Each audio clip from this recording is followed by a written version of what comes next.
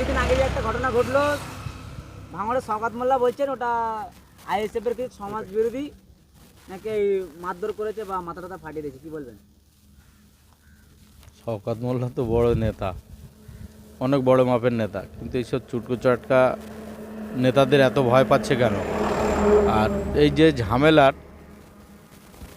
ঝামেলার কথা বলছেন, ঝামেলা তো এসছে ও আশা থেকে ঝামেলাটা শুরু হয়েছে। তার আগে নওশাদ সিদ্দিকী জিতেছে 2 বছর, কোনো ঝামেলা ছিল? ও যখন থেকে অবজারভার হয়েছে তারপর থেকেই তো ঝামেলাটা শুরু হলো। তাহলে মূল আসামি কি শওকত মোল্লা, কি বলবেন? এই যে ভাঙড়ে তো শওকত মোল্লা আসার পরে একেবারে একাধিক এলাকাতে বোমা গুলিতে সয়লাভ। শওকত মোল্লা তো নটরাজ ক্রিমিনাল বলে দিয়েছে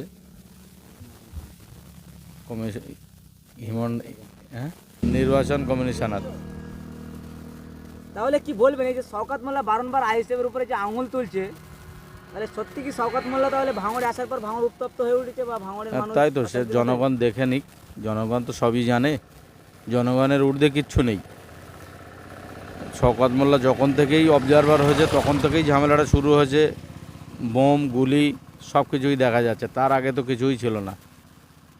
তাহলে কি সামনে 26 সাল বিধানসভা ভোট, শওকত মোল্লার সঙ্গে লড়াই কিভাবে হবে আপনাদের? এই যে বারংবার বোমা গুলিতে রাজনীতিতে একেবারে ভরে উঠছে। না, আমাদের তো বোমগুলির মানে ভয় আমরা করি না, আমরা নওশাদ সিদ্দিকীর দল করি, শান্তির দল। নওশাদ সিদ্দিকী আমাদের ওইটা শেখায়নি কোনো ঝামেলায় জড়াবে। শওকত মোল্লা যে বলছেন আপনারই পাশের অঞ্চলে, যে বলছেন যে আইএসএফরা সমাজ বিরোধীরা এরকম মারধর করছে আর টিএমসিদের, কি বলবেন? এটা কি সত্যি কি আইএসএফরা মারধর করছে না তৃণমূলের লোকজন? ওরা নিজেরা মারপিট করে যদি বলে, ওদের তো লজ্জা নেই, লজ্জা না থাকার কারণে এইসব কথা বলছে। ওরা নিজেরা মারপিট করে ভাই পারিবারিক একটা সমস্যা, সেইটা করে আইএসএফের নামে বদনাম করছে। ভাঙড়ে কি টিএমসির মাটি একেবারে নরম হচ্ছে বলেই কি বারংবার আইএসএফের উপরে তোপ তুলছে বা আইএসএফ উত্তপ্ত করছে এরকম বলছে কি শওকত মোল্লা? এমনই কি ভাবনা চিন্তা আপনাদের, কি দাবি? আইএসএফ আসার পর থেকে টিএমসির মাটি শক্ত আমি দেখিনি, আইএসএফ আসার পর থেকে আইএসএফই শক্ত। শওকত মোল্লা বলছেন যে আইএসএফরা মারধর করছে, বা তাহলে কি আইএসএফের থেকে ফের শওকত মোল্লার ভয় লেগে গেছে বা কি ভয় করছে আইএসএফকে দেখে? এই তো বাচ্চা নেতাদের দেখেই তো ভয় খাচ্ছে, নইলে উল্টোপাল্টা কথা কেন বলবে?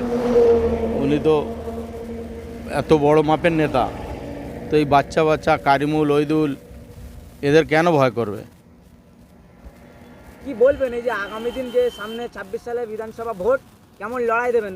তাদের বিরুদ্ধে কি লড়াই দিতে পারবেন না টিএমসির বিরুদ্ধে, এই যে বারংবার তারা বোমাগুলির রাজনীতি করে? লড়াই তো আমাদের থাকবেই, আর আমরা এগিয়ে আছি, তো আমাদের পিছুবার তো কোনো জায়গা নেই। আমাদের 90% মানে জনগণ আমাদের সঙ্গে আছে। আবারও একবার নওশাদ সিদ্দিকী 26-এ টিএমসিকে পরাস্ত করে আবার সুন্দর করে ভাঙড়টাকে সাজাবে।